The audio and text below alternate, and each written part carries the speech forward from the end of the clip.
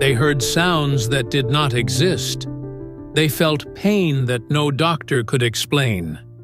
Diplomats, intelligence agents, ordinary employees, people working in the most secure buildings in the world, suddenly became victims of an invisible weapon. What is this? Mass hysteria? Coincidence?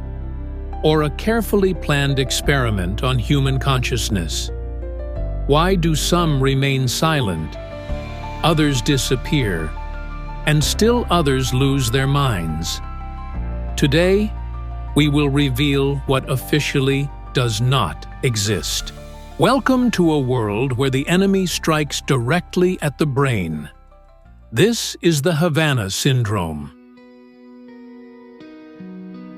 It started imperceptibly.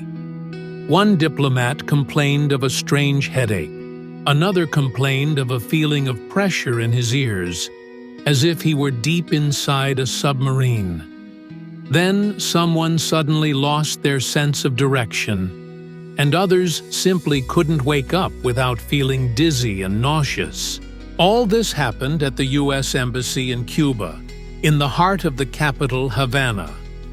It was the beginning of autumn 2016. At first, the management did not attach any importance to it. Stress, acclimatization, everyday inconveniences, standard explanations for any strange symptoms. But when one after another, employees began to go to the medical center with the same complaints, everything changed. Some felt that there was a ringing, high-frequency sound in their apartments, as if an invisible wave was piercing the air. Some compared the sensation to being hit by a beam, in the head, chest, ears. One diplomat even lost his hearing. In total, more than 24 embassy staff and their family members were affected. Doctors who conducted the initial diagnosis recorded neurological disorders, balance problems, sleep problems, irritability, and cognitive impairment. Several people were found to have microscopic damage to the white matter of the brain. However, there were no injuries and no obvious causes. It was as if the brain had been damaged from within, rather than as a result of a blow or illness. At first, the American administration suspected the Cubans. Intelligence suggested that some kind of acoustic generators hidden in the walls or interior objects might be used. All the rooms where the diplomats lived, all the offices and communications were checked. Acoustics experts, engineers, and special services were called in. The result? Nothing. No devices, no equipment, no traces of radiation. But the symptoms persisted. They even intensified. One employee fainted during a phone call. Another complained that he could no longer concentrate on simple tasks. His speech slowed down. His movements became sluggish, as if his mind was half asleep. Alarming reports began to emerge from the families of those affected, saying that people had changed, becoming apathetic, anxious, and detached. This was the first case in U.S. diplomatic history in which a group of employees had been exposed to a mysterious effect at the neural level without any external damage. In December of that year, the first evacuations began. Several diplomats were taken to a secret military base for examination. Secrecy was absolute. No reporters or independent doctors were allowed in. Only representatives of the Ministry of Defense and Special Services. And only after several months did leaks begin to seep into the American press. U.S. diplomats in Cuba have been victims of an unknown weapon. This wording immediately caused an international outcry. The Cuban authorities rejected all accusations. Moreover, they offered a joint investigation and opened access to buildings and apartments. But, As analysts noted, this could have been a gesture of goodwill aimed at calming the situation. Or it could have been a diversionary tactic, because someone may have been using Cuban territory without the knowledge of the Cubans themselves. After all, many countries still have interests on the island, including Russia and China. While Washington was severing ties with Havana, and conspiracy theorists on the internet were already making videos with hypotheses about psychotronic radiation, the medical community was in disarray. It all resembled science fiction, abnormal brain damage without external influence. Moreover, when the first patients were transferred to the National Institute of Health in Bethesda, USA, doctors discovered changes in the functioning of the prefrontal cortex, hippocampus, and cerebellum. The official diagnosis was traumatic brain injury of atypical etiology. At the beginning of 2017, a new phase began. One of the employees, already in the United States, suddenly felt the symptoms returning. There was no Cuba, no local radiation, but the pain, noise, and dizziness reappeared. This gave rise to a new theory. Either the brain damage was long-term and slowly developing, or someone, or something, was affecting them from a distance. And then the question ceased to be local. It became global. When the incident in Havana came to the forefront, alarm grew in American diplomatic circles. But what seemed like a local anomaly quickly took on a frightening scale. By mid-2017, similar cases began to be reported in other parts of the world. The first were employees of the American consulate in Guangzhou, a large metropolis in southern China. That case was even stranger. One of the diplomats, returning to his apartment after lunch, suddenly heard a strange, rhythmic sound, either a vibration or a ringing that would not stop. It did not come from the air conditioner or any other appliance. It seemed to be inside his head. Within a few hours, the diplomat felt dizzy, then lost his balance and felt nauseous. He was taken to hospital, where he was given a preliminary diagnosis of vestibular dysfunction. 2 weeks later, the symptoms recurred in another employee, and then in another. 3 diplomats and 2 family members were urgently evacuated back to the United States. Although the State Department did not immediately acknowledge that this was a similar case to Havana syndrome, information leaked to the press. American journalists began to piece together the puzzle. Could this be a systematic attack aimed at specific diplomatic targets? The situation worsened when similar complaints emerged from embassy staff in Austria and Germany. In Vienna, the capital of diplomacy, where many international missions are located, several employees immediately reported sudden panic attacks, pressure in the skull, and a feeling of waves passing through the body. One person temporarily lost his sight. Another complained of memory loss and insomnia.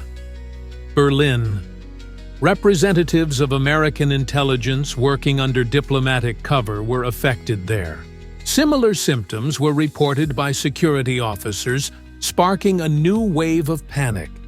If this was a weapon, it was capable of overcoming defenses, walls, and even acting on the move. Some began to claim that the attacks took place in cars, on the street, and even in hotels.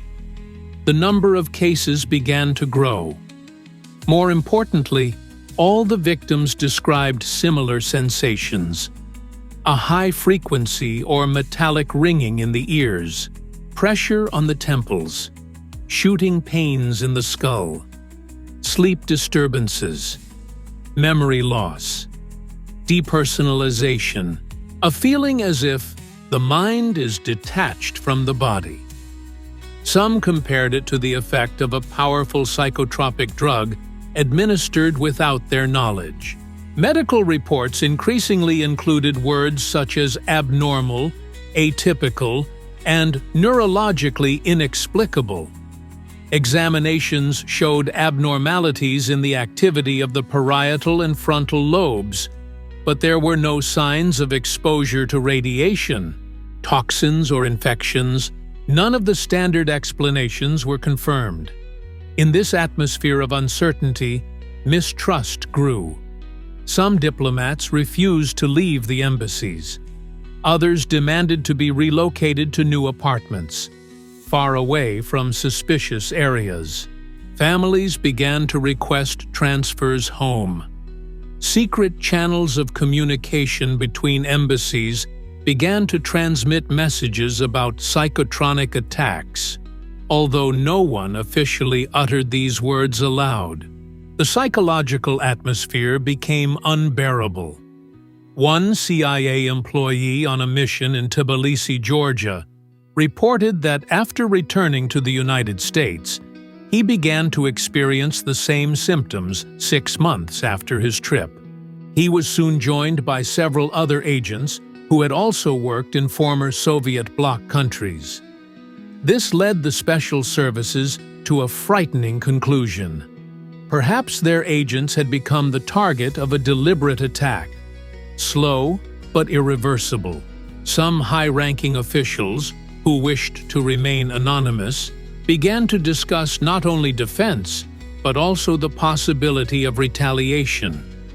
If someone is using an invisible weapon, it means it has already been created. And if it has been created, it can be reproduced. And then tested. Preferably not on oneself.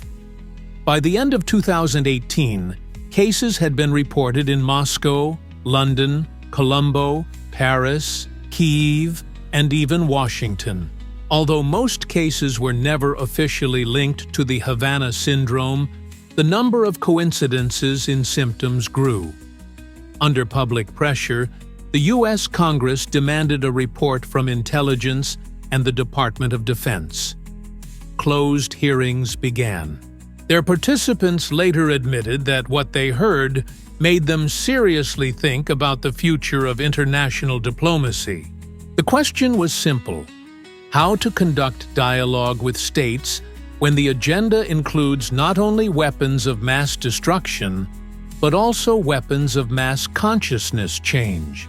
But while generals and senators discussed hypothetical scenarios, somewhere in a remote hotel in Uzbekistan or in a car park in Bulgaria, another agent suddenly clutched his head, feeling a flash of pain, as if an invisible and silent electric charge had passed through him, a weapon that cannot be detected, and which may already be in use, not in the future, but here and now. From the outset, the authorities tried to find a rational explanation for what was happening. The term acoustic attack appeared in the first wave of reports. The U.S. authorities said they were considering the possibility of exposure to some kind of sound device that allegedly caused discomfort, disorientation, and even damage to brain tissue. But even at the initial stage, acoustics experts said that such a mechanism was simply impossible. Any sound pulse capable of affecting the human brain must be either too loud or directed with unimaginable precision. In everyday conditions, in apartments, hotels, or cars, this is impossible. In addition, there were no recordings, traces of vibrations or damage. If there was any sound, it left no physical trace. This means that either it was not sound or it did not exist at all. The second wave of theories came from scientists researching microwave radiation. A hypothesis emerged. Perhaps so-called microwave hearing was being used, an effect whereby microwave energy affects the human head, causing sensations of sound. This effect has been known since the mid-20th century and has been confirmed in experiments. Theoretically, a directed microwave beam could indeed cause a sensation of noise, pain, or nausea. The U.S. National Center for Biotechnology Information has published reviews emphasizing that short-term exposure to microwaves can affect the central nervous system. Soviet studies also noted that prolonged exposure to microwave radiation causes anxiety, apathy, and disorientation in animals. However, none of these studies confirmed that this could be done secretly, on Diplomats, in real-life conditions. Nevertheless, microwave theory was long considered the most likely explanation, but it too began to fall apart. First, there were no traces of the source, no devices, no installations. Secondly, microwaves did not explain all the symptoms, in particular, damage to certain areas of the brain, cognitive impairment, and sleep disorders. Thirdly, why use such a complex and unpredictable technology when more obvious forms of influence could be used? Alongside technical hypotheses, psychologists began to voice their opinions. Some scientists suggested that perhaps everything that was happening was a collective psychogenic reaction. Stress, isolation, an atmosphere of suspicion, and fear of being listened to could all have caused the diplomats to experience symptoms resembling real illnesses. So-called mass psychogenic illness has been described in literature and previously recorded in closed communities. But there were many contradictions here. First, the victims were isolated from each other, located in different countries, sometimes alone. Second, medical scans showed objective abnormalities. Thirdly, the symptoms persisted for months and did not respond to treatment. Most importantly, this version sounded too convenient. Blaming the victims themselves for fabricated symptoms is a classic strategy for concealing deeper processes. Some victims spoke of humiliating medical procedures and attempts to convince them that it was all in their heads. One diplomat said in an interview, "I felt like someone was invading my brain, and then they told me I was just tired." This response sparked a wave of outrage. Intelligence veterans noted that if this had happened to military personnel rather than diplomats, the investigation would have taken a completely different course. A conflict was brewing within the system. Some of the special services insisted that the threat was real. Doctors wavered between hypotheses. Politicians did not want to spoil relations with other countries without proof, and so the decision was political. In early 2022, the CIA released a report stating that in most cases, no external influence had been found. However, the report had one notable detail. It mentioned several incidents that were still classified as credible cases of directed energy of unknown origin. This was enough for doubts to turn into suspicions. If even intelligence agencies recognize at least some of the incidents as the result of an external attack, then we are not talking about hypotheses. We are talking about reality. But who is behind this reality? And why did the attacks begin in precisely those parts of the world where the interests of superpowers collide? While scientists argued and doctors tried to explain the inexplicable, a story unfolded behind the scenes in which the figures on the chessboard were real people. Their minds became a battlefield, their bodies became tools of experimentation, and their silence became a shield behind which was hidden what should never have been made public. When it comes to invisible weapons that affect the mind, the first thing that comes to mind is science fiction. But if you dig a little deeper into the history of the Cold War, it becomes clear that developments in this area were carried out with frightening consistency, and on both sides, in the United States and the Soviet Union. In the mid-20th century, the CIA launched a project called MK-Ultra. It was a grand, multi-year experiment in mind control. Officially, the goal was to study interrogation techniques, psychotropic substances, hypnosis, and behavior modification. But in practice, the program included testing LSD, electroshock therapy, sensory deprivation, and brain manipulation using waves and stimulants. Some of the experiments were conducted on people without their knowledge: prisoners, students, soldiers, even patients in psychiatric clinics. Documents declassified in the 1970s showed that the MK-Ultra experiments were not just immoral. They were dangerous. Some participants were driven to suicide, while others developed irreversible mental disorders. But the most interesting thing is that these same reports mentioned attempts to use radiation and frequencies to create psychophysiological effects. Specific technical parameters were removed, but the fact of the attempts themselves was recorded. The Soviet Union was not far behind. The KGB had its own departments dealing with psychophysiological weapons.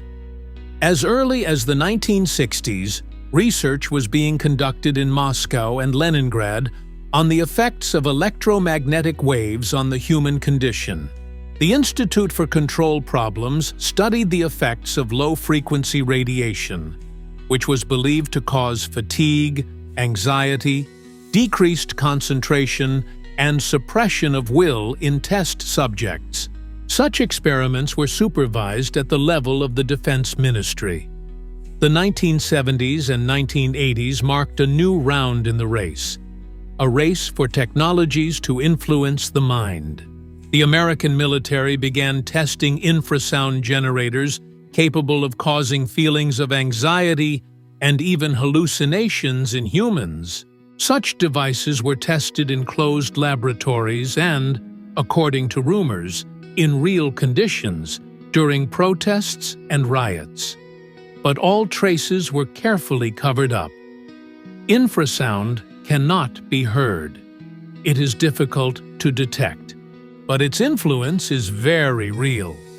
Soviet engineers, in turn, worked on psychotronic guns, devices capable of transmitting emotional signals or commands over long distances.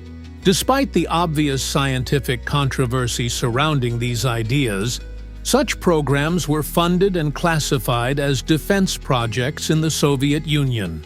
There was talk of attempts to create devices capable of causing headaches, confusion, and panic in the enemy. There is evidence that in post-Soviet Russia, some of these developments were transferred to private hands or classified within new structures, in units directly subordinate to the highest leadership. Analysts claimed that if the tradition of mind control experiments had survived anywhere, it was in places where traces disappear and walls cast no shadows. In the United States, the idea of non-lethal weapons took the form of an entire doctrine. So-called non-lethal weaponry is weapons that do not cause death but are capable of incapacitating. Pentagon doctrines mention laser blinding devices, pulse emitters, and microwave jamming stations. And, of course, there are the projects of DARPA, the Defense Advanced Research Projects Agency. They were interested in neurointerface technologies, remote brain stimulation, and the possibility of interfering with human biorhythms. If we connect these disparate elements into a single whole, a threatening picture emerges. Already at the end of the 20th century, there were laboratories working on the effects of the central nervous system, wave generators that cause cognitive effects, secret programs to create weapons capable of causing alarm, panic, and stupor. Now imagine that someone has taken the next step. They have combined microwaves, infrasound, electromagnetic pulses, and the latest surveillance algorithms. Add to this portability the ability to install it in a car, drone, or bag. Such technology could be the perfect tool: invisible, silent, deniable. It leaves no holes in walls. It cannot be recorded by video cameras. It cannot even be detected by listening devices. But a person within its range suddenly loses control of themselves. This is precisely the weapon that could have been used to attack the American diplomat in Havana. This is precisely the weapon that could have been used to attack embassy staff in Vienna. And this is precisely the weapon that analysts feared when they looked at the map of diplomatic activity in countries where cases of the syndrome had occurred. Officially, such technologies are not recognized. No state has claimed to possess devices for suppressing will or modulating consciousness. But this is precisely the key feature of the new generation of asymmetric warfare. Its weapons are not advertised. They are not intended for parades. They are intended to have an impact. Instant, precise, irreversible. That is why the Havana syndrome is no longer a medical mystery. It is becoming part of the global equation.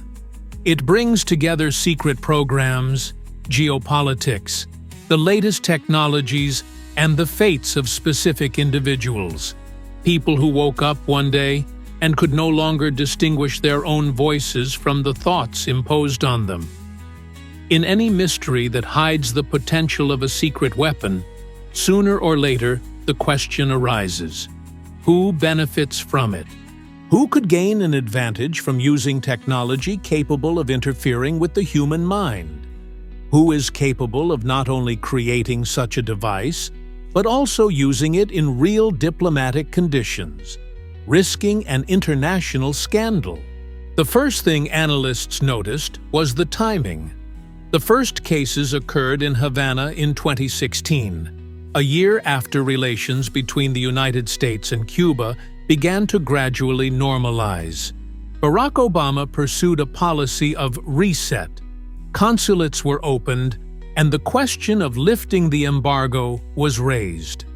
But at the same time, other players were strengthening their presence in the region, primarily Russia and China. Cuba has traditionally been considered a point of strategic interest for the USSR and later Russia. During the Cold War, it was the Island of Liberty that sparked the Caribbean crisis. After the collapse of the USSR, the military presence weakened.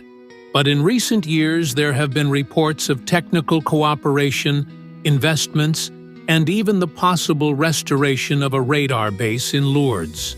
It is possible that independent operators whose activities were not controlled by the local authorities could have been working on Cuban territory. China, for its part, has been actively developing relations with Latin America. Equipment supplies, loan programs, and infrastructure projects could all have served as a cover for the deployment of surveillance or experimental systems. American analysts considered the possibility that testing was being conducted simultaneously in several geographical locations in order to study reactions and monitor effectiveness. However, there were other suspects. For example, internal forces within the United States itself. Those interested in creating an image of an external threat in order to increase funding for defense programs and special services.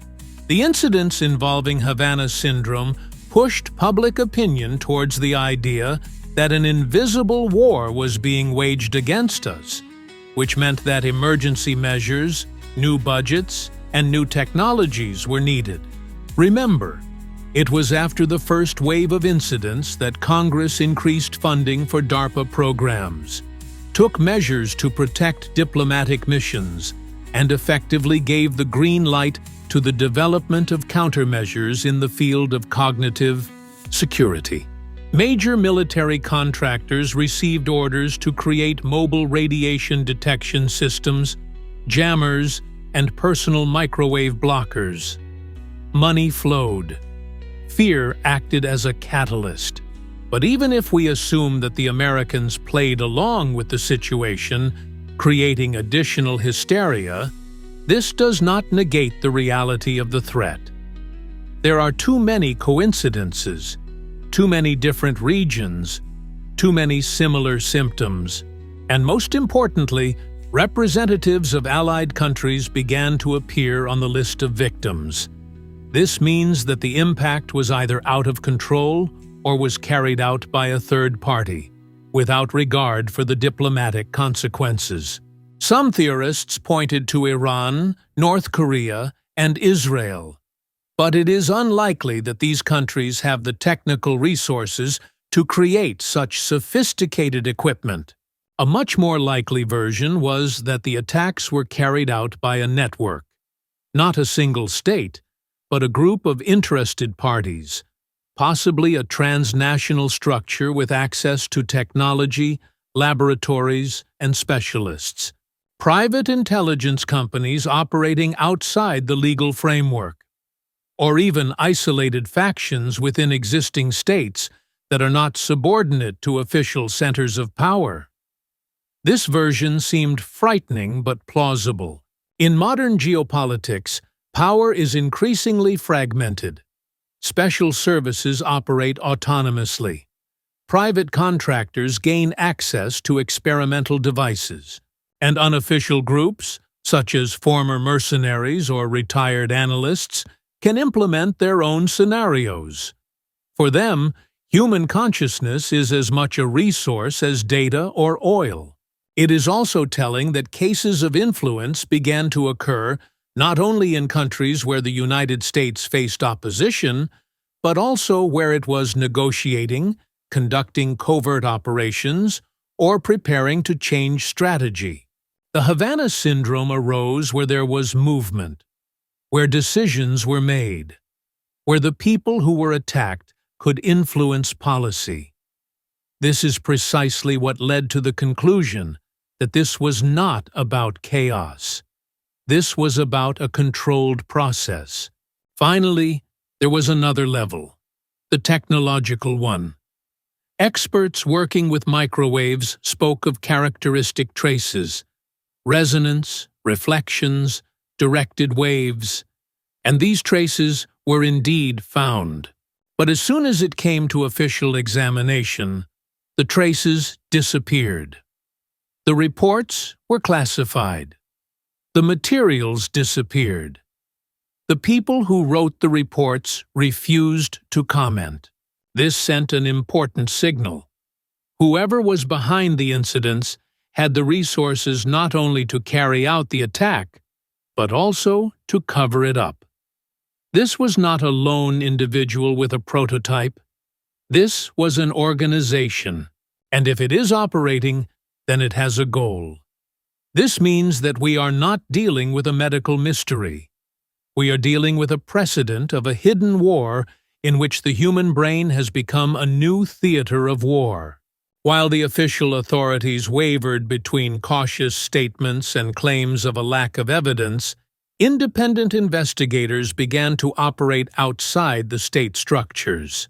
Journalists, analysts, former intelligence officers all tried to answer the main question: what is really going on? One of the first serious investigations was conducted by the ProPublica news outlet. Journalists gained access to medical reports, internal correspondence, and testimonies from victims. Their conclusion was clear. In most cases, there were objective neurological disorders that could not be explained by psychosomatics. Moreover, the materials mentioned statements according to which, immediately after the incidents, Technical teams arrived at the homes and hotels where the victims were staying, took measurements, confiscated items, and installed sensors. None of them were medical professionals. Evidence emerged of the existence of an internal CIA database in which similar cases had been recorded since the early 2000s. A former officer, whose name was not disclosed, claimed that the Havana syndrome was not the first such episode. It was just that previously the attacks had been isolated and attributed to anomalous effects. After Cuba, it became too widespread to remain silent. An independent journalist from the United Kingdom published materials claiming that in the 1990s, as part of a NATO project, devices were tested that caused feelings of anxiety, disorientation, and even temporary amnesia in humans. According to his information, these devices were developed in collaboration with American companies specializing in military electronics. One such device was allegedly sold to a third country, the name of which remains classified. Senate Intelligence Committee staffers who got access to the CIA's classified report shared bits of info with the press anonymously. One of them said, "We're dealing with technology that goes way beyond security clearances.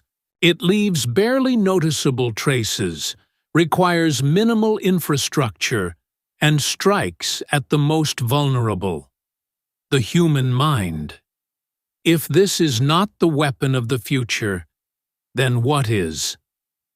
Against this backdrop, alternative versions began to emerge.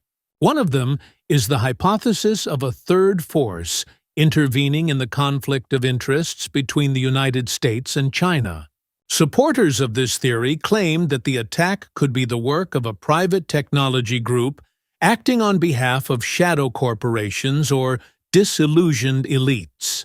Their goal was to destabilize diplomatic channels, create an atmosphere of panic, and destroy trust between states. Some pointed to coincidences between spikes in the syndrome's activity and key events in world politics: the signing of agreements, changes in administrations, and negotiations on sanctions. This suggested that the attacks were controlled. Not chaos, but a signal. Not a disease, but a demonstration of capabilities. More exotic assumptions also emerged. For example, the hypothesis that the attacks may not have been a direct impact, but a side effect of experimental surveillance systems, such as scanners analyzing the behavior of diplomats or surveillance systems using resonance frequencies. According to this version, the victims could have entered a beam intersection zone, or become carriers of data processed in a malicious manner. There were also those who directly linked the Havana syndrome to the results of programs such as MK-Ultra.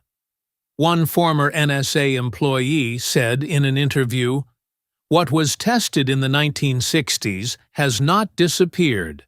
It has simply changed form, changed its name. Now it is part of the digital architecture of oppression." Society was divided. Some considered it all paranoia, others the beginning of a new form of warfare. But it was precisely because of these theories, leaks, and testimonies that the topic did not disappear. It was impossible to shut it down, forget it, or declare it a hoax. Too many people knew about it. Too many victims were saying the same thing, and there were too few answers. In the end, perhaps the Havana syndrome is not a coincidence, but a trial balloon. The first act, an intelligence operation whose goal is not only to influence, but also to analyze. How will the system react? Who will believe? Who will remain silent? Who will betray? And who will decide to act in response? Once upon a time, weapons were loud. They destroyed walls, left craters, and made war visible. Today, everything is different. Modern weapons do not need smoke. They work silently. They penetrate walls. They leave no marks on the skin. They do not kill. They change. And their main target is the mind. Havana syndrome may be a harbinger of a new phase in the history of confrontation between superpowers. A phase where the human brain will become the main arena. Electromagnetic pulses, infrasound, directed microwave radiation, radio frequency technologies, all of these are no longer just hypotheses. They are real tools, tools for influence, suppression, control. Military analysts are already calling it neurowarfare. In this war, victory does not mean the capture of territory. It means subjugation of the will, disabling critical thinking, instilling fear, anxiety, apathy. Such a war may be invisible to society, but it is deadly for democracy.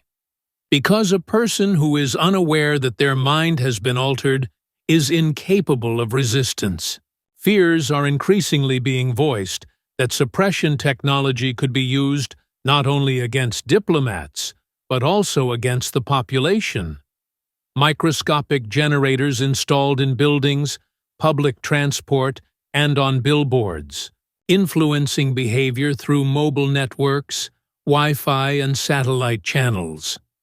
All this is not science fiction, but patents registered in public databases.